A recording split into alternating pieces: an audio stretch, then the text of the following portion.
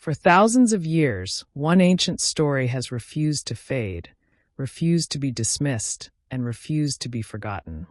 It echoes through the pages of Scripture, rises from the archaeology of distant mountains, and lingers in the collective memory of humanity.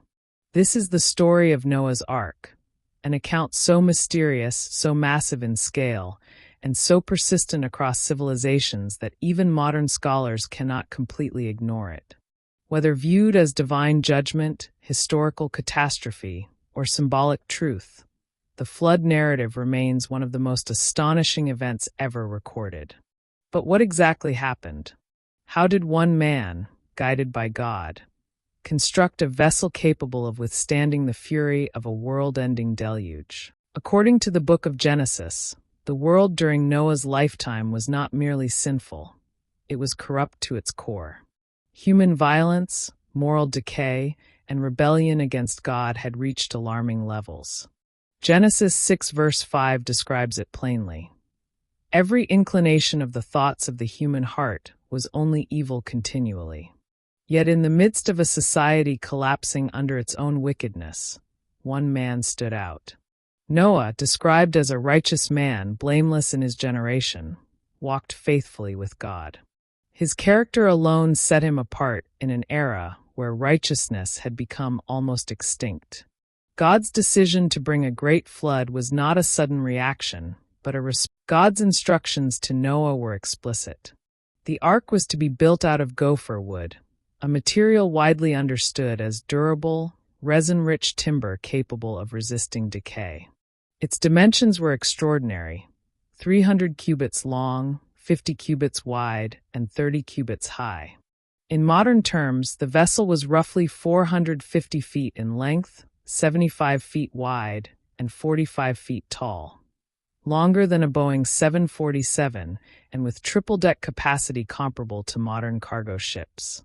For an ancient world without cranes, metal tools, or industrial machinery, such a project would have seemed absurd. As Noah worked, the world around him continued drifting deeper into corruption. Scripture does not fully record the reactions of his contemporaries, but many scholars believe Noah likely faced ridicule and hostility. Imagine building a massive vessel on dry land, far from any ocean, while warning of a coming judgment no one had ever witnessed before. Rain, in the form of global floodwaters, was not yet part of human experience. The idea of an earth-covering deluge was unimaginable to a generation accustomed to normal seasons. Yet Noah persisted. His construction project was not silent, it was a message. The ark itself became The animals arriving at the ark is one of the most intriguing elements of the biblical narrative. Genesis 6 and 7 describe that God himself directed the creatures to Noah. This wasn't a chaotic stampede, but a divinely organized gathering. 2 of every kind of land animal and 7 pairs of clean animals approached the ark under God's guidance. Noah did not have to cross deserts, climb mountains, or sail across seas to find them. The Creator who formed them also brought them. The phrase "every kind" is significant. Biblical scholars widely agree it refers not to every species as classified today, but to broader animal categories. When the final animals entered the ark and Noah's family crossed the threshold, something remarkable occurred. God himself shut the door. Genesis 7 verse 16 emphasizes this detail, showing that the closing of the ark was not a human act, but a divine seal of protection. For Noah, his wife, his sons, and their wives, this moment must have carried heavy emotions. Behind them lay a world filled with memories, relationships, and familiar landscapes. Ahead of them lay uncertainty, isolation, and a trust placed entirely in God's promise. For 40 days and 40 nights, the rain hammered the earth without pause. The waters rose above valleys, swallowed forests, overtook mountains, and erased boundaries that once separated land from sea. Genesis 7 verse 20 records that the waters rose to more than 20 feet above the highest mountain peaks. The world that humanity once called home was engulfed in an overwhelming transformation. Yet inside the ark, an extraordinary calm prevailed. The structure God designed held firm. Its dimensions, stability, and sealed layers allowed it to withstand currents that would have shattered ordinary vessels. The animals remained secure in their compartments, and the family found refuge. After the initial 40 days of rainfall, the waters did not immediately recede. Instead, the entire planet remained covered, and the ark floated upon a world without borders. For 150 days, the waters dominated the earth, holding the ark aloft like a solitary island of life. Inside, Noah's family followed daily routines, feeding animals, maintaining order, praying, and waiting. The sheer scale of responsibility was enormous. Caring for every kind of creature required structure, discipline, and unwavering teamwork. Yet the Bible never portrays Noah as overwhelmed. Instead, it highlights his obedience and at last, Genesis 8 declares that God remembered Noah. This wasn't a suggestion that God had forgotten, but a covenant expression, meaning he was ready to act again on Noah's behalf. The waters began a slow retreat orchestrated by divine command. The subterranean fountains closed, the rainfall ceased, and winds began sweeping across the planet to dry the earth. After months of silence, the ark shifted, scraping gently against solid ground. It had come to rest on the mountains of Ararat, an ancient region located in modern-day. Despite touching land, Noah did not rush to exit the Arkansas. The earth, though no longer submerged, was not yet ready for habitation. Mud, debris, unstable ground, and receding pools of water meant survival outside was still uncertain. Noah sent out a raven, an opportunistic bird capable of surviving harsh conditions. It flew back and forth, a sign that waters still lingered. Later, he released a dove, a creature that relies on dry land and vegetation for survival. The dove returned with nothing. A week passed, and Noah tried again. This time, the dove returned with an olive leaf. When God finally instructed Noah to leave the ark, it marked the beginning of a new chapter for humanity. The moment Noah, his family, and the animals stepped onto dry ground was more than a physical exit. It was a symbolic rebirth. The world was fresh, quiet, and unfamiliar. Trees were young or regrowing, landscapes reshaped, and old settlements erased. In response to this new beginning, Noah built an altar, the first recorded altar in Scripture, and offered sacrifices of thanksgiving. Genesis 8 verse 21 reveals that God smelled the pleasing aroma, affirming the sincerity of Noah's gratitude. This moment established a pattern. Worship follows deliverance. God then made a covenant with Noah and all. As Noah's descendants grew and spread across the earth, the story of the flood did not fade. Instead, it became embedded in cultural memory across civilizations. More than 200 flood legends have been documented worldwide, from ancient Mesopotamia and China to the tribes of the Americas and the Pacific Islands. Although details vary, striking similarities connect these stories. A righteous man warned of a coming deluge, a massive vessel, preservation of animals, and the rebirth of humanity after the waters recede. While historians debate, the archaeological and geological interest in the flood narrative continues even today. Some researchers explore sedimentary layers that appear consistent with large-scale water activity. Others examine marine fossils found at high elevations or geological features that suggest rapid environmental change.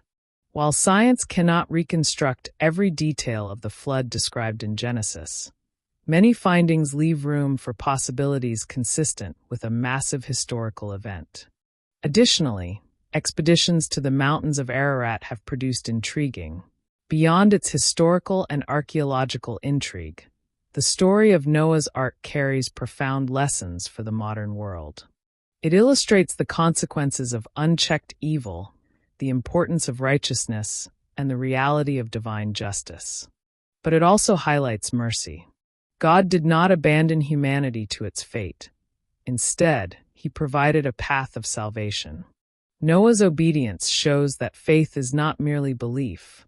It is action taken even when the world laughs. His perseverance demonstrates the power of commitment in the face of criticism. His protection reveals God's ability to preserve his people even through global crisis. At its core, in many ways, Noah's Ark speaks powerfully to our current generation.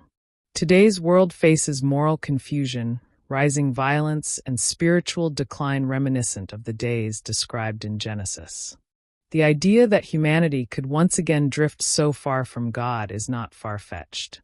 Yet the flood story reminds us that righteousness still matters, that obedience still matters, and that individuals can make a difference even when surrounded by corruption. Like Noah, people today often face ridicule for their faith, values, or convictions. Yet Noah's example encourages perseverance. His faith literally saved the world. Modern audiences find that the mystery surrounding Noah's Ark also persists because it speaks to something deep in the human spirit, the longing for survival, purpose, and divine connection.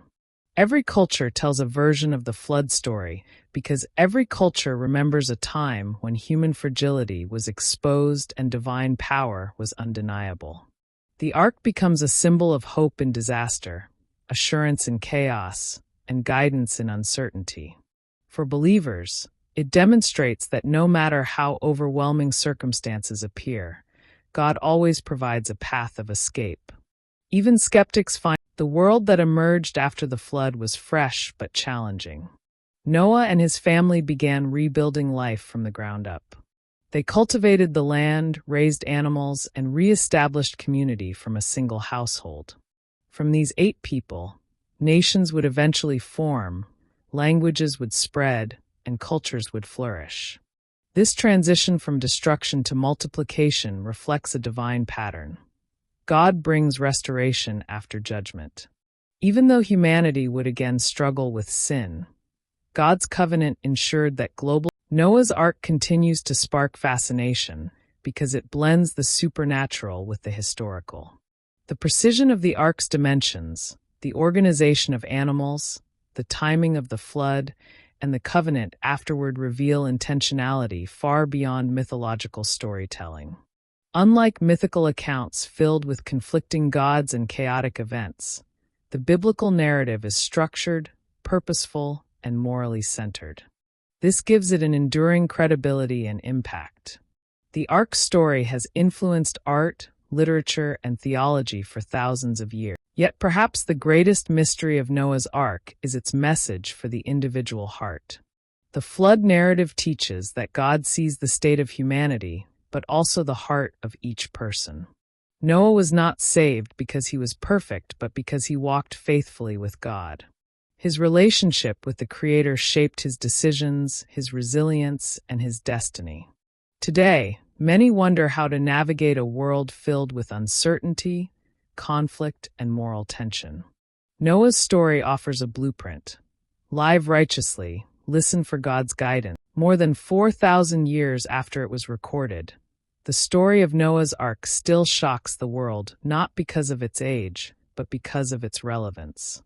It is a tale of warning and hope, destruction and renewal, judgment and grace. It bridges ancient history with modern reflection and speaks to the deepest questions of human existence. Why are we here? What is our purpose? Can humanity be restored? Whether viewed through the lens of faith, archaeology, or cultural memory, the Ark stands as one of history's most powerful symbols.